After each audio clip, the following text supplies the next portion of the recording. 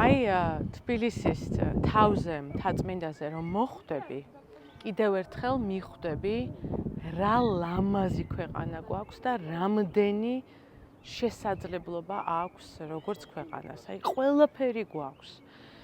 გარემო გვაქვს, ბუნება გვაქვს, რესურსი გვაქვს, წიაღირსეული გვაქვს, ნიჭი გვაქვს ადამიანების ნებისმიერ ევროპულ ქვეყანას შეშურდება ეს მოცემულობა. აი კიდევ ერთხელ მოვიყვან შვეიცარიის მაგალითს.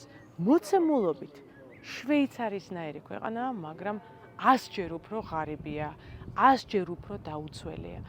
რა გვაკლია ჩვენ? რა და პატრონი არ ყავს ამ ქვეყანას. პატრონი, ხალხი, ადამიანი, ჯგუფი, რომელიც აი სიტყვა პატრონი რაც არის, პასუხისგებლობას აიღებდა აი ამ წალკოძე, მოუვლიდა, მოაწესრიგებდა.